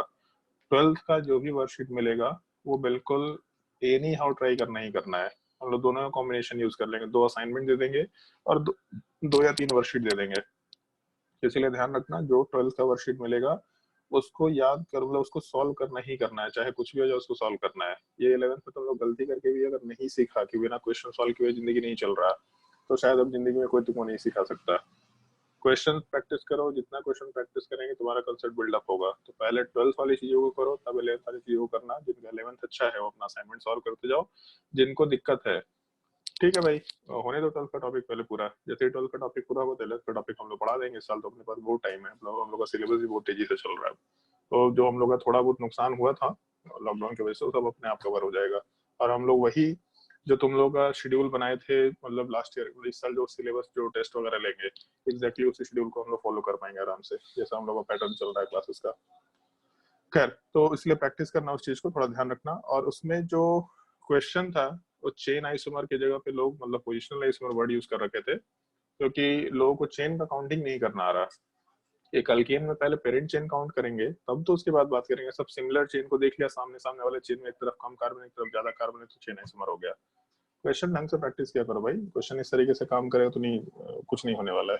ठीक है, चलो। तो जैसे ज्योमेट्रिकल आइसोमर में रिंग वाला पार्ट और ये वाला पार्ट तो मेरे हिसाब से समझ में आ गया होगा। अब उसके बाद फिर हम लोग आराम से स्टीरियो आइसोमर वाले पार्ट का काउंटिंग कर सकते हैं। वैसे एक चीज है, सवाल नॉर्मली जब पूछता है तो हमेशा इसी से पूछता है कि total number of stereo isomers क्या है। लेकिन हो सकता है कि प्रिसाइजली ज्योमेट्रिकल आइसोमरिज्म का सवाल हो, तो इसलिए ज्योमेट्रिकल आइसोमर वाला पार्ट भी मालूम करके रखना होगा, उसको छोड़ नहीं सकते। और ये स्ट्रक्चर बनाने का पार्ट तो बिल्कुल अच्छे से ध्यान रखना होगा। ठीक है, तो एक काम करना है, जैसे इतने जो क्वेश्चंस लिखे हैं यहाँ पे, क्वेश्चन नंबर 1 से लेकर के जो भी, इन सारे स्ट्रक्चर्स के लिए जगह छोड़ देना अपने कॉपी में, क्योंकि इसके आगे फिर हम लोग फॉर्मूले वाले पार्ट की बात करेंगे। इन क्वेश्चंस को फिर से एक बार खुद से ट्राई करके देखना, और अगर उसमें कोई दिक्कत होगा तो फिर नोट्स में तो सारे डायग्राम दे ही रखे हैं, उससे डायग्राम आराम से कॉपी पेस्ट कर सकते हैं। तो टोटल 3 4 5 6 7 मेरे हिसाब से 7 क्वेश्चन डिस्कस किए थे। इन सब के लिए थोड़ा सा स्पेस छोड़ दो, 2 या 3 पेज का, और उसके बाद फिर ऑप्टिकल आइसोमर वाले पार्ट का हम लोग डिस्कशन शुरू करते हैं। तो अब मेन पार्ट शुरू होगा total number of stereo isomer वाले पार्ट में। और इसमें भी सेम चीज है, सिमेट्रिकल स्ट्रक्चर है कि अनसिमेट्रिकल स्ट्रक्चर है। तो इसमें जब हम लोग कैलकुलेशन करना शुरू करेंगे, तो पहला पार्ट यहाँ पे अपना अनसिमेट्रिकल का निकल के आएगा, जिसके लिए हम लोग वही फॉर्मूला यूज करेंगे जो पहले यूज कर रहे थे। सबसे फर्स्ट पार्ट, अगर अनसिमेट्रिकल स्ट्रक्चर है तो हम लोग टोटल स्टीरियो आइसोमर कैसा काउंट कर सकते हैं। और उसमें भी अब जब हम लोग स्टीरियो आइसोमर की बात कर रहे हैं, मतलब हम लोग ऑप्टिकल एक्टिविटी को इन्वॉल्व करते हुए काम कर रहे हैं। हम लोग को ऑप्टिकल एक्टिविटी क्या है, कंपाउंड ऑप्टिकली एक्टिव है कि कंपाउंड ऑप्टिकली इनएक्टिव नेचर का है। तो अनसिमेट्रिकल स्ट्रक्चर में अगर हम लोग total number of stereo isomers count करें, तो उस केस में वापस से फॉर्मूला यही होगा 2 to the power n, जिसमें सारे ज्योमेट्रिकल आइसोमर सारे ऑप्टिकल आइसोमर्स वो सब के सब हम लोग कंसीडर करते हुए चल रहे हैं अभी के लिए। प्रिसाइजली केवल ज्योमेट्रिकल आइसोमर का सवाल होगा तो ऊपर जो फॉर्मूला मेंशन किया वो देखना है। बट अगर total number of stereo isomers का सवाल होगा तो उसमें देख लेना कि उसमें कायरल सेंटर वाला पार्ट है कि नहीं है, मतलब ऑप्टिकल एक्टिविटी वाला पार्ट है कि नहीं है। अगर ऑप्टिकल एक्टिविटी का पार्ट नहीं है, केवल ज्योमेट्रिकल आइसोमर की पॉसिबिलिटी है, तो ज्योमेट्रिकल आइसोमरिज्म वाला फॉर्मूला अप्लाई करते हुए काम करना। लेकिन अगर सवाल में कहीं भी कायरल सेंटर दे रखा और कायरल सेंटर के बेसिस पे ऑप्टिकल आइसोमर्स की पॉसिबिलिटी है, तो total number of stereo isomers is equal to 2 to the power n, जहां पे n वाले पार्ट को हम लोग आराम से स्टीरियो सेंटर बोल सकते हैं। और ध्यान ये रखना है कि जो ज्योमेट्रिकल आइसोमर की पॉसिबिलिटी होगी, मतलब अगर ये डबल बॉन्ड हुआ तो डबल बॉन्ड में n इक्वल टू 2 मत काउंट करना, उसमें ज्योमेट्रिकल सेंटर को n इक्वल टू 1 कंसिडर करते हुए काम करना है। इस चीज को बाय डिफॉल्ट तुम लोग को ध्यान रखते हुए काम करना है। और एक और चीज अच्छा है यहाँ पे कि जब हम लोग यहाँ पे कैलकुलेशन करते हैं total number of stereo isomers का, तो रिंग के केस में भी हम लोगों का बाय डिफॉल्ट सारा ज्योमेट्रिकल आइसोमर स्टीरियो आइसोमर में काउंट हो जाता है। मतलब हम लोगों को रिंग के केस में ये फॉर्मूला अप्लाई करना है स्टीरियो आइसोमर निकालने के लिए, जिसके अंदर total number of geometrical isomer by default खुद ही काउंट हो जाता है, तो हम लोग को अलग से ज्योमेट्रिकल आइसोमर काउंट करने की जरूरत नहीं पड़ती है। एक और चीज, अगर हम लोग का अनसिमेट्रिकल स्ट्रक्चर होगा तो अनसिमेट्रिकल स्ट्रक्चर में ना ही पीओएस निकल के आ पाएगा, ना ही सीओएस वाला पार्ट निकल के आ पाएगा अगर कंपाउंड में कायरो सेंटर है तो अगर पीओएस सीओएस कुछ नहीं निकल के आ पाएगा, मतलब सारे के सारे कंपाउंड ऑप्टिकली एक्टिव नेचर के होंगे, हम लोग ऐसा आराम से बोलते हुए काम कर सकते हैं। तो अगर कंपाउंड अनसिमेट्रिकल हुआ तो अनसिमेट्रिकल में total number of stereo isomers will be equal to 2 to the power n, जहां पे हम लोग सारे के सारे पार्ट में कहीं भी plane of symmetry, centre of symmetry नहीं निकाल पाएंगे।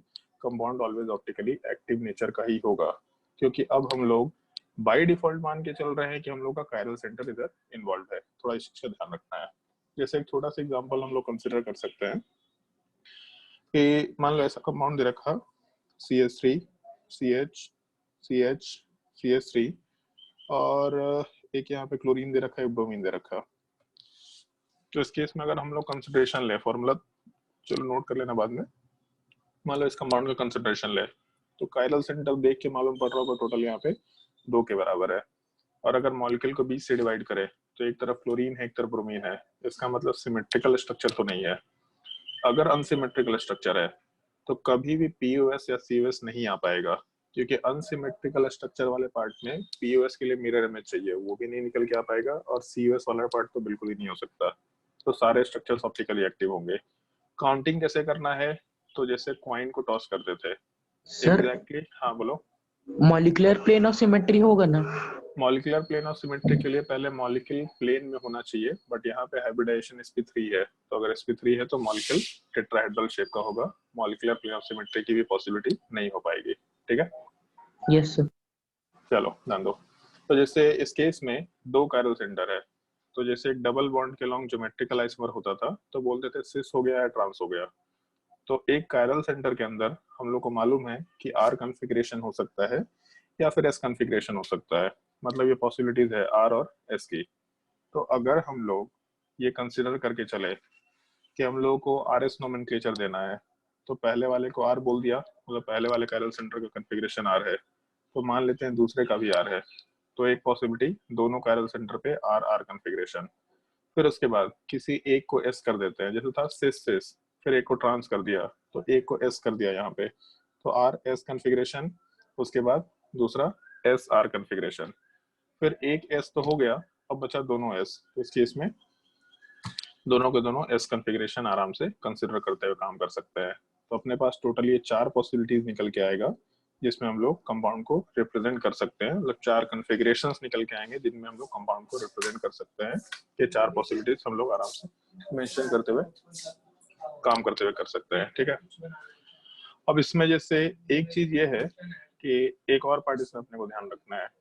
अगर अनसिमेट्रिकल मॉलिक्यूल है तो उस केस में मिरर इमेज तो कभी भी नहीं निकल के आ पाएगा कंपाउंड का, मतलब एक पार्ट दूसरे का मिरर इमेज कभी निकल के नहीं आ पाएगा, मतलब सारे के सारे ऑप्टिकली एक्टिव कंपाउंड होंगे।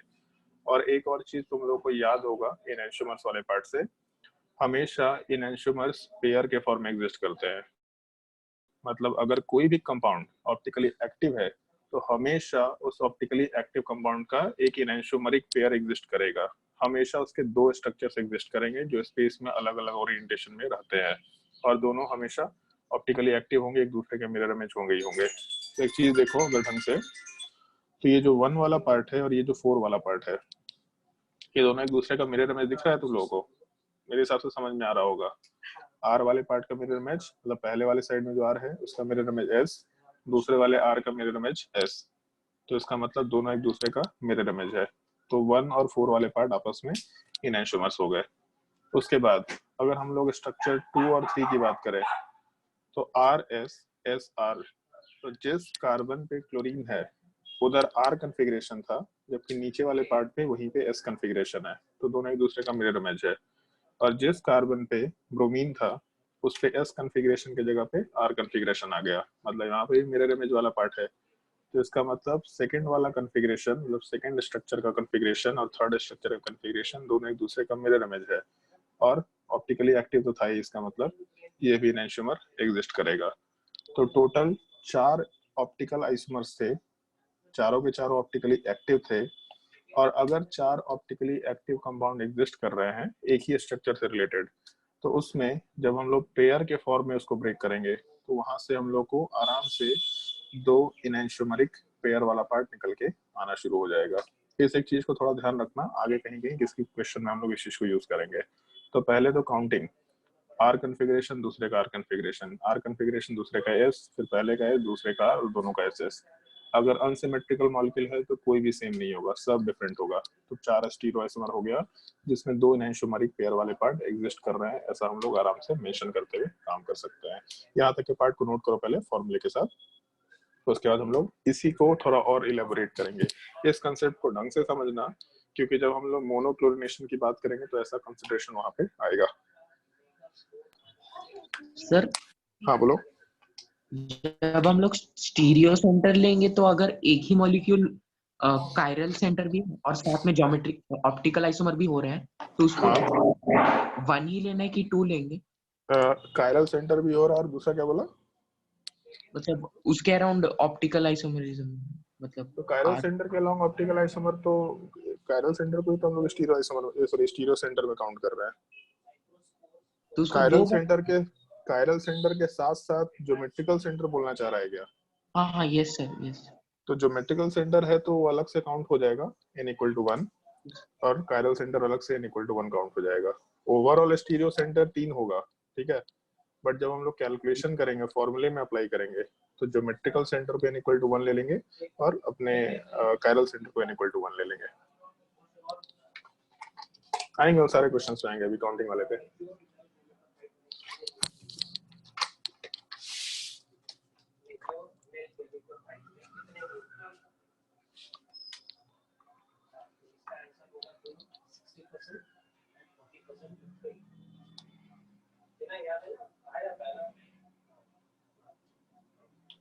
सर थोड़ा नीचे कर दीजिए।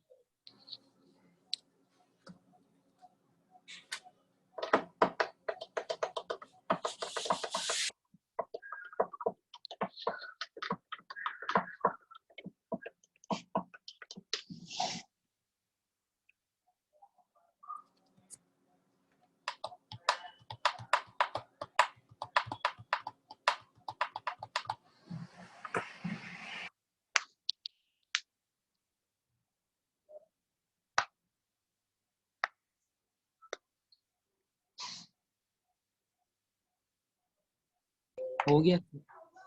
अरे ठीक है भाई, लोग भी छापने दो। चलो ध्यान दो, इसमें जैसे हम लोग एक और इस चीज को एलेबोरेट करके काम कर सकते हैं स्ट्रक्चर के हिसाब से। तो एक पॉसिबिलिटी ये ले सकते हैं हम लोग, ये हम लोगों का Cl था, नीचे Br वाला पार्ट दे रखा था, फिर उसके अलावा CH3, CH3, H और H।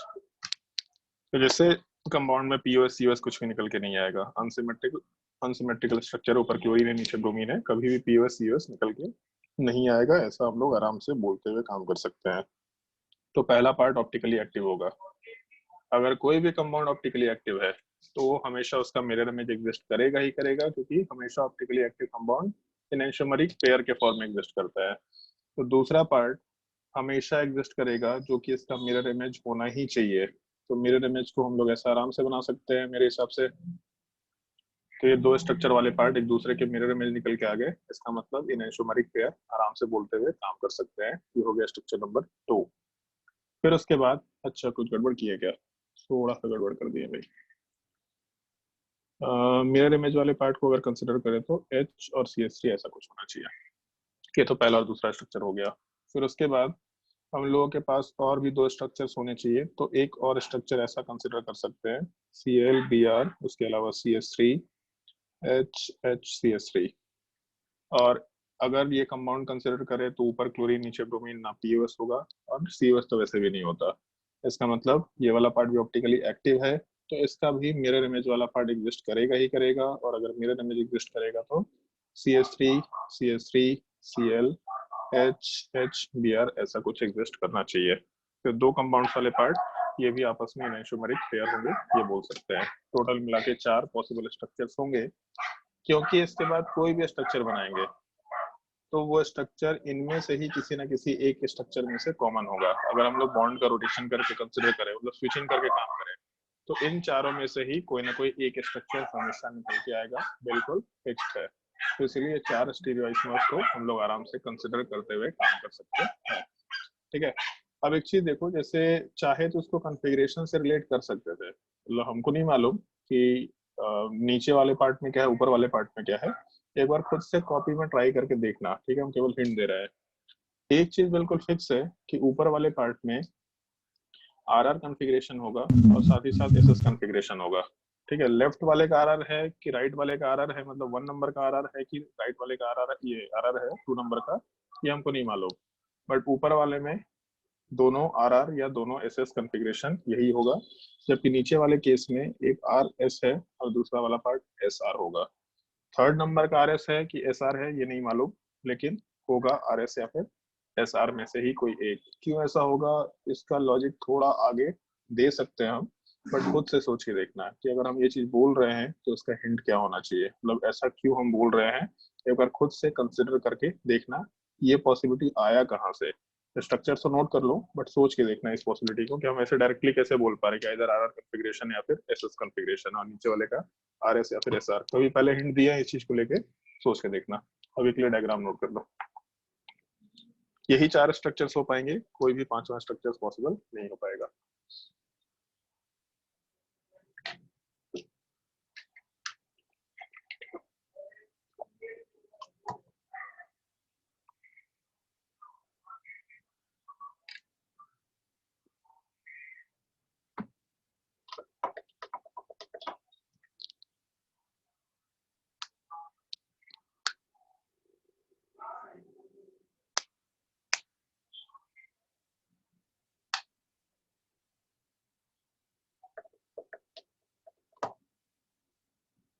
थोड़ा जल्दी ड्रॉ करना, अगले स्ट्रक्चर में जाएंगे। नहीं सूरज, कोई डाउट है?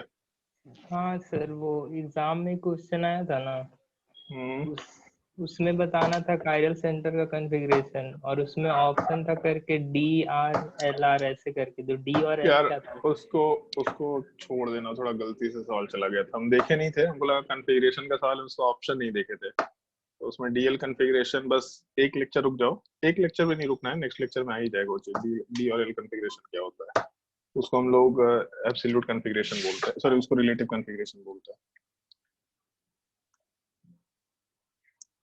चलो भाई, तो अनसिमेट्रिकल में तो इस तरीके से हम लोग फॉर्मूला भी अप्लाई करके काम कर सकते थे। अगर ढंग से देखो तो ऊपर वाले केस में भी फॉर्मूला अप्लाई करके ऐसा कैलकुलेशन कर सकते थे कि 2 कायरल सेंटर है, मतलब 2 स्टीरियो सेंटर, n = 2, तो 2 पर पावर 2, इसका मतलब टोटल 4 कंपाउंड्स होंगे और सारे के सारे ऑप्टिकली एक्टिव होंगे, इसमें कोई दिक्कत नहीं होगा।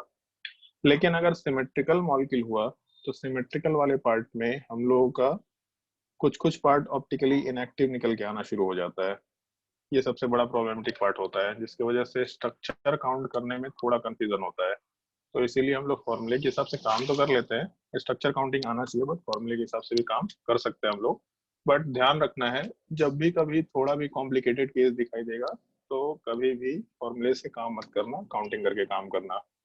अगर सिमेट्रिकल हुआ तो इसमें भी 2 पॉसिबिलिटी, आइदर स्टीरियो सेंटर वाला पार्ट इवन नंबर हो जाएगा या फिर स्टीरियो सेंटर वाला पार्ट ऑड नंबर होगा।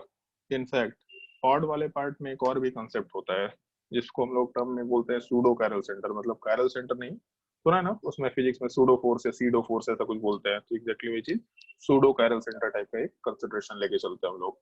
तो एन वाला पार्ट इवन हुआ तो क्या होगा, एन वाला पार्ट ऑड हुआ तो क्या होगा, नोट भी करते जाना इस चीज को फटाफट।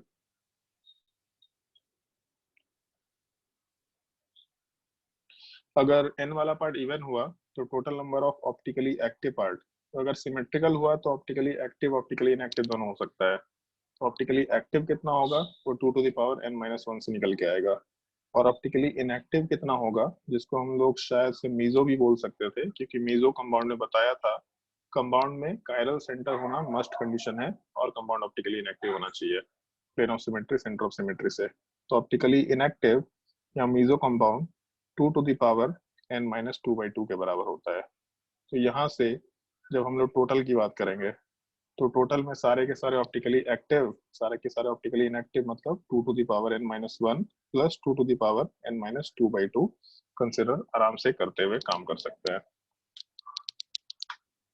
और जब हम लोग ऑड वाले पार्ट की बात करेंगे तो उस केस में भी ऑप्टिकली एक्टिव वाला पार्ट जब कंसिडर करेंगे तो यहाँ पे एक छोटा सा फॉर्मूला यूनिक है, 2 टू द पावर n-1 नहीं होता है, जो हमको ध्यान है। यहाँ पे 2 टू द पावर n-1 होता तो है, -2 टू द पावर n-1/2 होता है। मतलब इसी में 2 टू द पावर n-1 में ही हम लोग 2 टू द पावर n-1 को माइनस करके चल रहे हैं। और ऑप्टिकली इनएक्टिव या फिर meso compound 2 to the power n-1/2 के बराबर है। तो जब यहाँ से टोटल आइसोमर निकालते हैं हम लोग, दोनों को ऐड करेंगे, तो जो ऊपर वाले पार्ट में ऑप्टिकली एक्टिव वाले पार्ट में -2 टू द पावर n-1 है, उसको नीचे वाले से जब ऐड करेंगे तो कैंसल आउट हो जाएगा, मतलब वैल्यू बचेगा 2 टू द पावर n-1। कैसे आएगा इसको स्ट्रक्चर से भी काउंट करके दिखाएंगे, अभी फॉर्मूला तो याद रखना ही है, बट स्ट्रक्चर के हिसाब से भी हम लोग आराम से बात कर सकते हैं। इनफैक्ट ऑड वाला पार्ट बड़ा ही यूनिक टाइप का चीज है, उसमें जिंदगी का एक गहराई मालूम पड़ेगा, कुछ जो अभी तक हम लोग पढ़ते आ रहे थे उसमें कुछ और भी मॉडिफिकेशन मालूम पड़ेगा।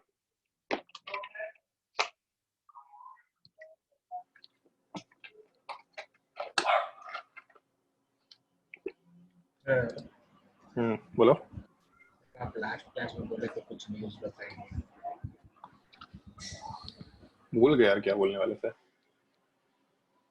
याद ही नहीं आ रहा। चलो याद आएगा तो बता देंगे कभी। टेक्नोलॉजी का कैसे दुरुपयोग। हाँ भाई, बहुत लोगों से सुनने में आ रहा है कि आंख एकदम खराब हो रहा है सब लोगों का। फोन से दूर रहा करो, अभी भी हम सजेशन दे रहे हैं। सिस्टम पे अगर मतलब कंप्यूटर पे लॉगिन करके अगर काम कर सकते हो तो काम करो। एक तो स्कूल वाला तुम लोग ऐसे ही 4-4 घंटे का क्लास लगा रहा है, तो 4 घंटे उधर हो गया, 3 घंटे इधर हो गया, 8 घंटे अगर फोन के स्क्रीन में दिमाग लगाएंगे तो अभी से ही तुम लोग का बुढ़ापा आ जाएगा, कुछ लोग अंधा अंधा हो ही जाएगा। मालूम पड़ा जेईई का तैयारी करते करते अंधे हो गए, तो मजा ही आ जाएगा लाइफ में।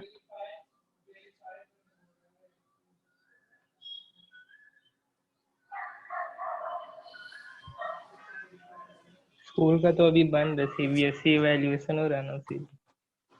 अच्छा, कितने लोग का स्कूल वो हो गया, गर्मी छुट्टी हो गया है? गर्मी सर चिन्मय में। चिन्मय में गर्मी छुट्टी हो गया, सुनने में आया मेरे को। हाँ सर, 10 तारीख बढ़िया तक है, बढ़िया है भाई, तुम लोगों के लिए अच्छा मौका है, पढ़ाई करो तगड़ा। कुछ लोगों का स्कूल चल ही रहा है अभी भी, हमको समझ ही नहीं आता है स्कूल वालों का पॉलिसी अलग अलग कैसे हो सकता है। कोरोना वायरस तक में पॉलिसी सब स्कूल का सेम नहीं है, और सब लोग पता नहीं कैसे सीबीएसई के पैटर्न को फॉलो करते हैं, भगवान जाने। चलो भाई खैर ध्यान दो, नो कमेंट्स स्कूल को लेके। मान लो हम लोगों के पास ये कंसिडरेशन अगर दिया एग्जांपल में कि CH3 है, CH, फिर उसके बाद CH, फिर उसके बाद CH3, फिर उसके बाद ClCl ले लेते हैं। तो देख के मालूम तो पड़ ही रहा है कि सिमेट्रिकल स्ट्रक्चर है, और अगर सिमेट्रिकल स्ट्रक्चर है तो उस केस में कुछ पार्ट सेम निकल के आएगा। पहले हम लोग काउंटिंग करके देख लेते हैं, फिर फॉर्मूला भी अप्लाई करके देख, या फिर काम करते हैं पहले फॉर्मूला अप्लाई करके देख लेते हैं फिर काउंटिंग कर लेंगे। तो इस केस में 2 कायरल सेंटर्स हैं, अगर 2 कायरल सेंटर्स है और सिमेट्रिकल मॉलिक्यूल है तो इवन वाला फॉर्मूला अप्लाई करेंगे। इवन में optically active part 2 to the power n-1 के बराबर था, मतलब 2 टू द पावर 2-1 या 2 टू द पावर 1 बेसिकली 2 के बराबर। और मीजो या फिर optically inactive 2 to the power n-2/2, मतलब 2 टू द पावर 2-2 0/2, तो 1 के बराबर होगा। तो मीजो कंपाउंड 1 आएगा, ऑप्टिकली एक्टिव कंपाउंड 2 आएगा, टोटल नंबर ऑफ स्टीरियोइसोमर 3 होना चाहिए। तो फॉर्मूला तो सही होगा, तभी तो फॉर्मूला बनाया गया है। करके देख लेते हैं, पहले आर कॉन्फ़िगरेशन, दूसरे का भी आर कॉन्फ़िगरेशन, किसी एक का एस कॉन्फ़िगरेशन करते हैं तो ये 2 पॉसिबिलिटीज होंगी, और किसी दोनों का एस कॉन्फ़िगरेशन करते हैं तो टोटल 4 पॉसिबिलिटी। एक ट्रिक बताया था तुम लोगों को कि पहला वाला पार्ट ऑप्टिकली एक्टिव होगा ही होगा, क्योंकि बीच में मिरर रखेंगे तो मिरर इमेज निकल के नहीं आएगा, हमेशा आर का मिरर इमेज एस दिखाई देना चाहिए। तो पहला ऑप्टिकली एक्टिव है। दूसरा वाला पार्ट अगर देखें तो दूसरा वाले पार्ट में आर का मिरर इमेज एस है, इसका मतलब ऑप्टिकली इनएक्टिव कंपाउंड होगा ही होगा। थर्ड वाले पार्ट को कंसिडर करें तो फिर एस का मिरर इमेज आर है, मतलब ऑप्टिकली इनएक्टिव होगा ही होगा। और लास्ट वाले केस में फिर से ऑप्टिकली एक्टिव कंपाउंड होगा। और क्योंकि ऑप्टिकली एक्टिव कंपाउंड हमेशा पेयर में एग्जिस्ट करते हैं, तो देख के मालूम पड़ रहा है आर आर का इनएंशोमर वाला पार्ट एस एस, तो ये तो इनएंशोमरिक पेयर हो गया। Optically active compound right side में लिखा हुआ था 2 के बराबर होना चाहिए, ये तो पहला पार्ट हो गया।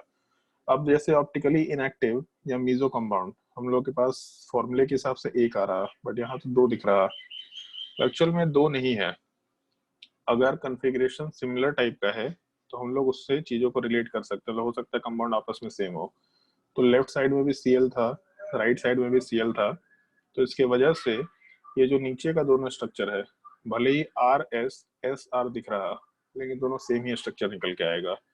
कैसे सेम आएगा, तो उसको ऐसा कंसिडर कर लिया करना, जैसे आर एस है और एस आर, तो बीच से इस कॉन्फ़िगरेशन को ऐसा रोटेट कर दो 180 डिग्री। तो जब इसको 180 डिग्री रोटेट करेंगे तो एस आर कॉन्फ़िगरेशन हो जाएगा। और मैच करके देख लेना कि ऐसा कॉन्फ़िगरेशन कहीं नीचे है क्या सेम टाइप का। तो एस आर कॉन्फ़िगरेशन के जैसा जस्ट नीचे वाला कॉन्फ़िगरेशन था एस आर। इसका मतलब ये दोनों के दोनों पार्ट भले ही आर एस एस आर दिख रहा था, लेकिन आपस में सेम है। और अगर आपस में सेम है तो इसको हम लोग 2 अलग अलग काउंट में नहीं रखेंगे, इसको हमेशा 1 काउंट करके चलेंगे। तो ये जो स्ट्रक्चर नंबर 1 है ये यूनिक है, स्ट्रक्चर नंबर 4 है ये भी यूनिक है, बट 2 और 3 ये दोनों आपस में सेम है, तो हम लोग 3 को काउंट नहीं करेंगे। तो पहला स्ट्रक्चर, दूसरा स्ट्रक्चर और तीसरा स्ट्रक्चर, केवल 3 यूनिक स्ट्रक्चर्स निकल के आएंगे हम लोग अगर काउंटिंग करके चल रहे हैं। तब एक और तरीके से काउंटिंग करके बता सकते हैं, मतलब स्ट्रक्चर बना के। पहली पॉसिबिलिटी, दोनों क्लोरीन दे रखा तो ऐसा लिख देते हैं हम लोग। एक चीज बताओ, ऑप्टिकली एक्टिव होगा कि इनएक्टिव होगा?